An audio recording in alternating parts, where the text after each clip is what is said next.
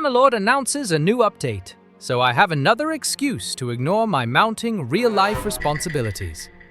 But playing it normally? Where's the fun in that? It's like going to a buffet and only eating salad. No, I craved inefficiency. So, for today's challenge, building a kingdom using only Tier 1 troops and companions. Can one man lead an army of glorified farmers to glory? Or will I just create the world's goriest modern art and fame? Let's find out. Now, before you accuse me of being an actual masochist, a few mods will grease these wheels of despair. Introducing the unlimited party size mod. Don't worry, I'm not going to a 1,000-man meat grinder scenario. We'll keep it to a sensible triple-digit swarm of cannon fodder. Maybe 300-ish soldiers, as much as possible. Then there's unlimited companions. But here's the twist. No tavern trawling for pre-packaged heroes. Oh no. I'll tell you why later. Like Mickey Mouse, I have a surprise tool that will help us later. Now, during character creation, I baked a glorious meat slab named Rugen.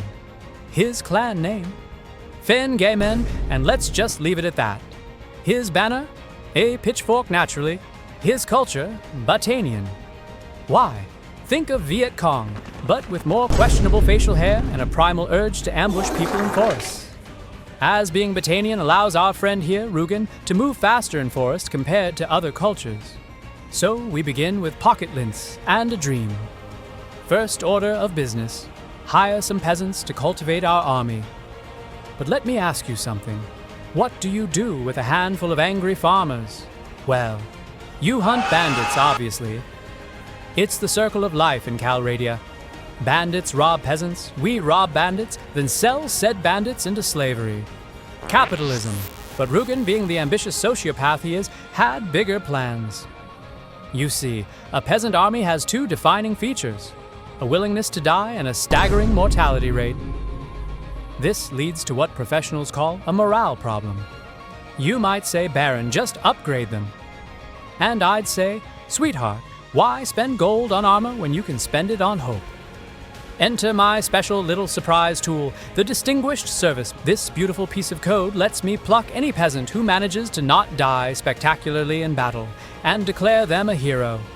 They get a name, slightly less terrible gear, as I can give them any piece of equipment I have in my inventory.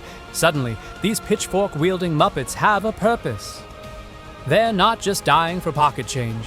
They're dying for a chance to be slightly less disposable. Now, I believe we deserve a name. We'll call ourselves the Red Army.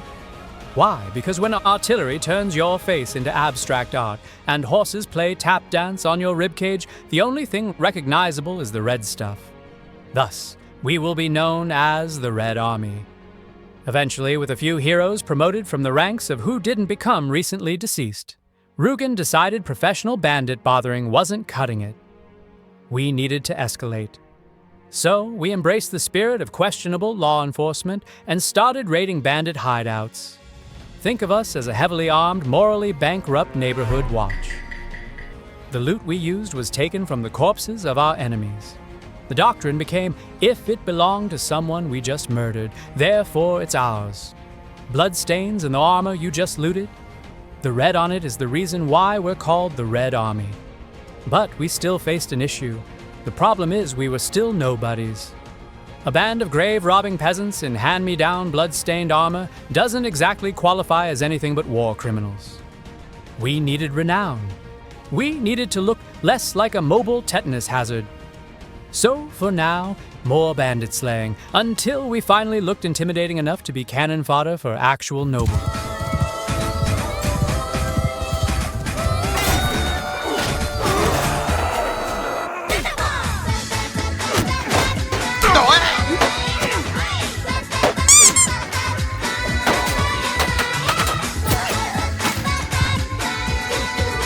Tango down. After a few months, we can finally be mercenaries. Mercenaries. Yes, the Red Army, a beacon of peasant aspiration, selling its blood for coin. Look, lofty ideals don't pay the bills. And Rugen gets hangry. Plus, it's a great way to farm new heroes from the ever-replenishing pool of doomed souls. Eventually, we became Calradia's go-to for expendable manpower. Fought for the Western Empire against the Asurai.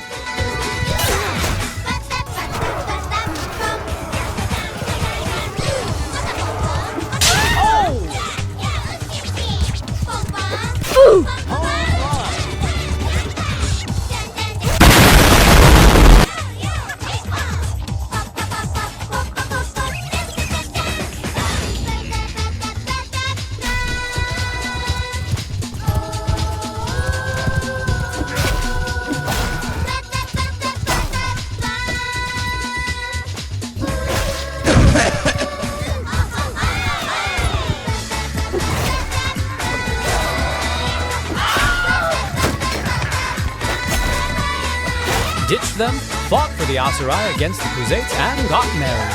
Got bored. Fought for the Khuzaits against the Sturgeons, which I kid you not longest damn war. Forward!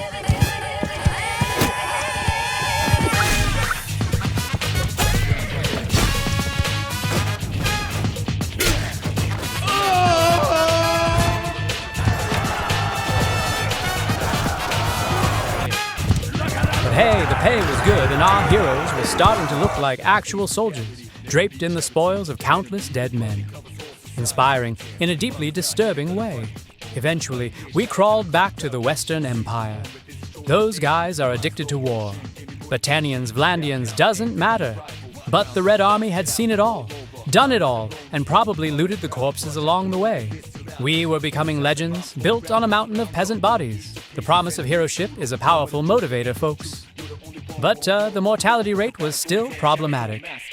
My F1 to F3, charge blindly into death tactic, was basically promoting the luckiest guy left standing, not the bravest.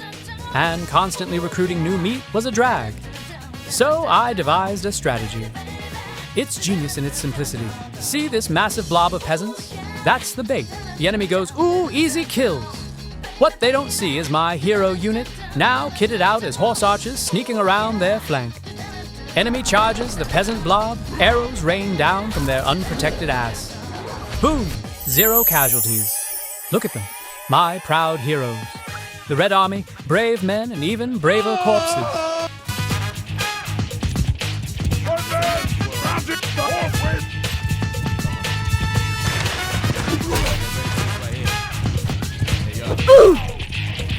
There's a way, gotta be south-faced reality, never be changed.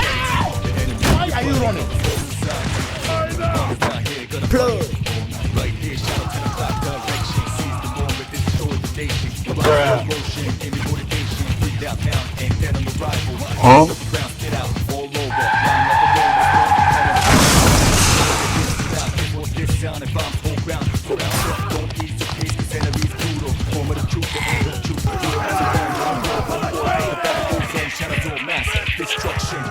Finally, we decided to serve our own kind, Battania. They suck at war. Seriously, it's like they're allergic to winning. My focus shifted to not letting all my peasants die immediately. And then, without even realizing it, after years of selling our souls and countless lives, we had enough renown to start our own damn kingdom. Time to hang up the mercenary bib and become a predatory real estate agent as me and my men journey around Calradia looking for a new home. But while I was at it, I went rebel hunting. We are a homeless clan beating up other homeless clans for the chance to be slightly less homeless. Calradia is truly the medieval ghetto.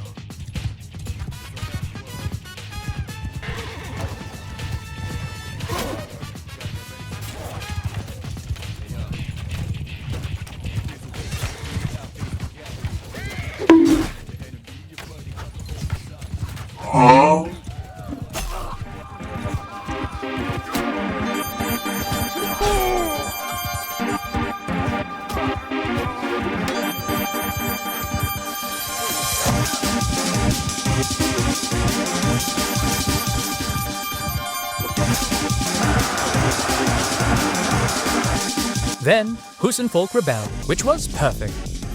They were looking for a new leader. They were about to get one they couldn't refuse.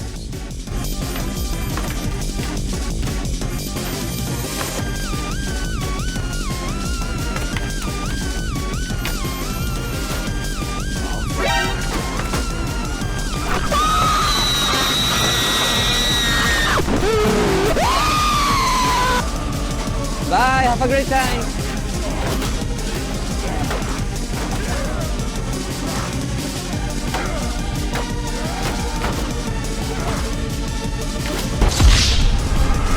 Let's rock.